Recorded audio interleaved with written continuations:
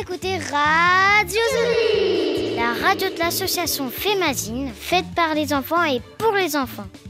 Bienvenue pour cette nouvelle émission, Journée internationale du droit des enfants. Nous sommes le 19 novembre 2022. Pour cette édition spéciale, nous avons voulu parler du droit à l'information. Radio Zorit a installé son studio mobile à l'école Aimé Césaire dans la classe de CE2A. À Bois d'Olive, Saint-Pierre. Saint-Pierre, à La Réunion. La Réunion, quelque part dans le monde. Le monde, dans le système solaire. Le système solaire, dans l'espace. L'espace, dans l'univers. L'univers, dans l'infini. L'infini, dans l'au-delà. Et l'au-delà, dans la vie. Dans le sommaire de cette émission, histoires extraterrestres, l'arrivée. Le célèbre fake news d'Orson Welles. Une rencontre philosophique avec les 3 passoires de Socrate.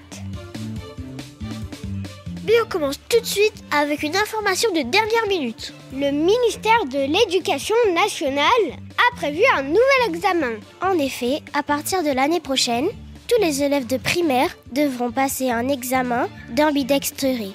Pour rentrer au collège, il faudra savoir écrire des 2 mains. On a voulu savoir ce qu'en pensent les élèves de Bois d'Olive. Et on commence tout de suite avec un reportage dans la cour de l'école. Radio Zorit, édition spéciale, Journée internationale du droit des enfants. C'est l'heure de la récréation. On vous emmène tout de suite dans la cour de l'école Aimé Césaire. On va faire un micro-trottoir. On va demander aux enfants s'ils savent que maintenant, il faut écrire des 2 mains pour rentrer au collège. Ce matin, on a reçu une lettre du ministère et ça disait qu'il fallait savoir écrire des 2 mains pour entrer au collège. Quand on entrera au collège, il y aura un examen. Pour les droitiers, il fallait écrire de la main gauche et pour les gauchers, il fallait écrire de la main droite. Ah ouais, je trouve que c'est pas bien en fait, parce que c'est pas normal, parce que normalement c'est pas grave si on sait pas écrire de l'autre main, parce que tous les enfants du monde ne savent pas écrire avec l'autre main. Oui, moi j'étais déjà au courant, parce qu'en fait c'est ma maman, elle m'a dit que si on pouvait essayer d'écrire avec les 2 mains, on pouvait passer au collège direct. Maintenant j'essaie d'écrire des 2 mains. Moi j'étais au courant, j'ai su par ma mère. Elle m'a juste dit qu'il y aurait un examen pour savoir écrire des 2 mains.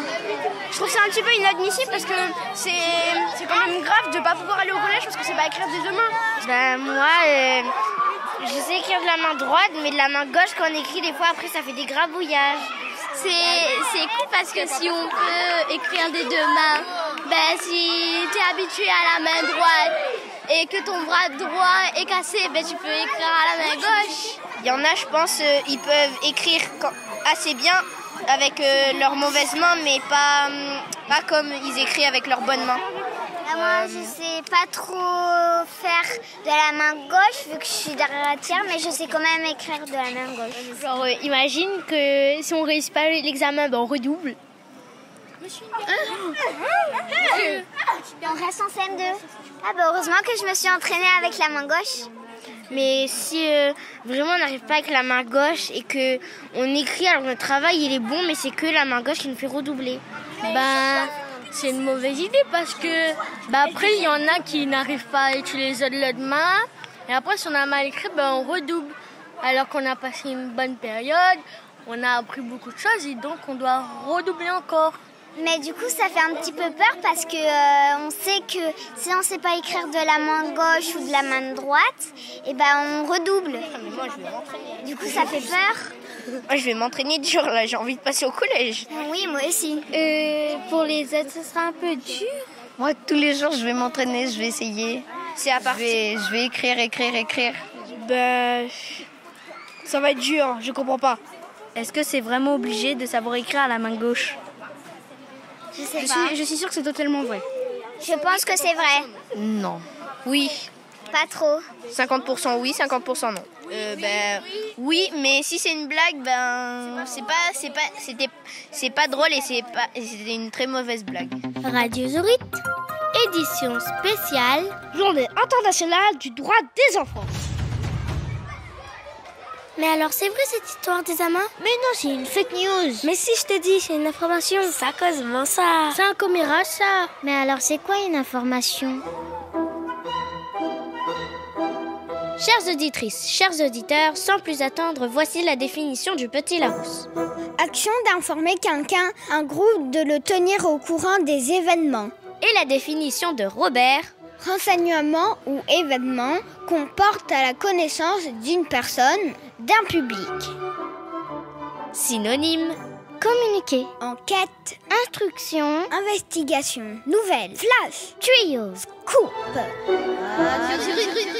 Ben oui, il veut dire comme ça, bonnes informations. Antenne réunion. Réunion première. Freedomoté. Mais alors, c'est quoi la définition d'une rumeur? Chères auditrices, chers auditeurs, sans plus attendre, voici la définition du petit Larousse. Nouvelle, bruit qui se répand dans le public, dont l'origine est inconnue ou incertaine et la véracité Douteuse. Synonyme. Radio-trottoir. Racontard. Bobard. canard. Canular. Ben oui, en fait, qu'on veut dire comme ça. Causement. Commérage. Vas-y la fée. De mon ils battent la langue. Les histoires menteurs, ils prétendent que... Il dit comme ça. Ces histoires, les menteurs, là pas moins l'auteur. Ok, maintenant qu'on connaît la différence entre information et rumeur, c'est quoi le droit à l'information? Radiozorite. Chères auditrices, chers auditeurs, sans plus attendre, voici la définition officielle du droit à l'information.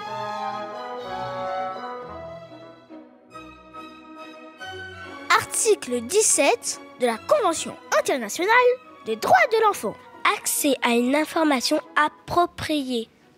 L'État garantit l'accès de l'enfant à une information et à des matériels provenant de sources diverses et encourage les médias à diffuser une information qui présente une utilité sociale et culturelle pour l'enfant.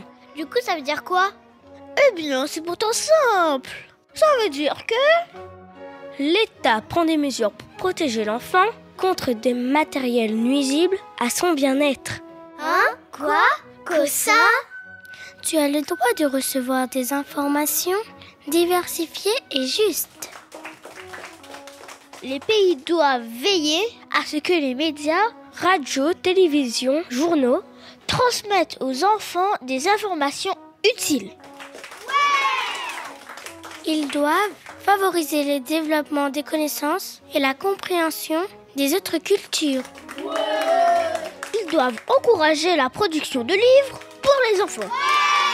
Ils doivent encourager les médias à prendre en compte la culture et la langue des enfants venant de groupes minoritaires. Les pays doivent te protéger contre les informations qui pourraient être contraires à ton intérêt et ton bien-être. Radiozorite, Édition spéciale, Journée internationale du droit des enfants. C'est bien beau d'avoir le droit à l'information. Mais du coup, il se passe quoi si on fait pas la différence entre information et rumeur? Ou si les informations à la radio sont des fake news. Justement, on va vous présenter l'histoire du plus célèbre canular radiophonique. Affiliated stations present Orson Welles and the Mercury Theatre on the air in The War of the Worlds by H.G. Wells. Orson Welles est un auteur de science-fiction américain, mais c'était aussi un grand amateur de radio et de théâtre.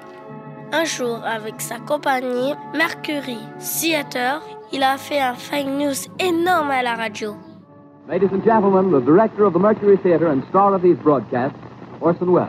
We know now that in the early years of the 20th century, this world was being watched closely by intelligences greater than man. Il a fait croire aux gens qu'il y avait des extraterrestres qui arrivaient sur Terre. Au début de l'émission, il avait dit que c'était une pièce de théâtre. Mais les gens n'ont pas entendu ou n'ont pas compris. C'était en 1930, je sais plus. En tout cas, ça s'est passé à une époque où il n'y avait pas de télé, pas de téléphone et pas d'ordinateur. Alors, les gens devaient écouter la radio pour avoir les informations. Il n'avait que la radio pour connaître les informations. On était obligés de croire ce qu'on entendait et on faisait confiance. La légende dit que certains auditeurs se sont affolés. D'autres ont été carrément pris de panique. Il paraîtrait que certains ont même voulu changer de pays. Enfin, c'est ce qu'on dit.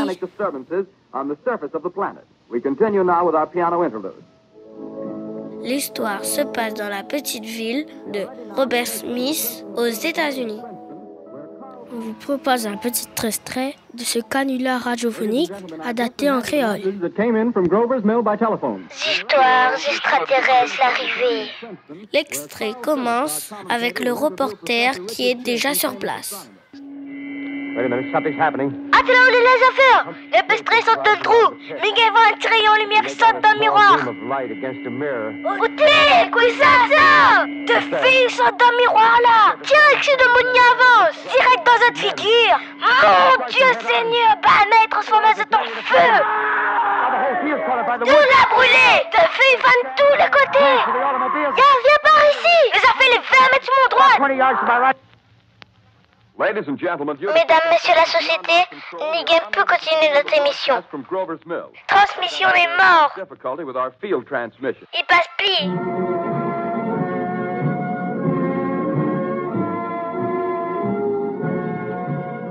Mesdames et messieurs, vous venez d'écouter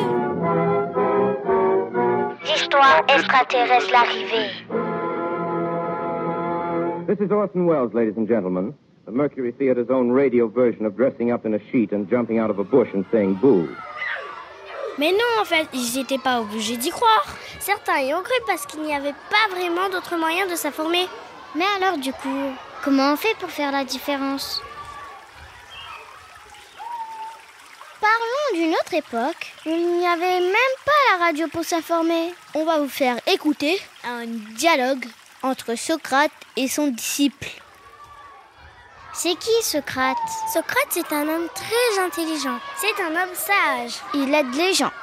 Socrate, c'était un philosophe surtout. Un philo quoi? Philo vient du grec philos. Ça veut dire ami. Et sophos, ça veut dire sagesse. Donc, un philosophe, c'est un ami de la sagesse. Dans cette histoire, Socrate va apprendre à son ami à utiliser les 3 passoires. Dans les 3 passoires, il y a la bonté, la vérité, l'utilité. Un jour, un ami de Socrate vient lui voir pour lui raconter un commérage. Les 3 passoires de Socrate. Socrate, sais-tu ce que je viens d'apprendre sur ton ami? Un instant, avant que tu me racontes tout cela, ce que tu as à me dire. L'as-tu fait passer par les 3 passoires? Les 3 passoires? La première passoire est celle de la vérité. As-tu vérifié si ce que tu veux me raconter est vrai? Non, pas vraiment, je l'ai juste entendu dire. Très bien. Voyons maintenant. Essayons de filtrer autrement, en utilisant une deuxième passoire, celle de la bonté. Ce que tu veux m'apprendre sur mon ami, est-ce quelque chose de bien? Non, c'est même plutôt le contraire. Très bien. Il reste une passoire, celle de l'utilité. Est-il utile que tu m'apprennes ce que mon ami aurait fait? Non, pas vraiment. Alors, si ce que tu as à me raconter n'est ni vrai, ni bien, ni utile, pourquoi vouloir me le dire? Je ne veux rien savoir. De ton côté, tu ferais mieux d'oublier tout cela. Vous écoutez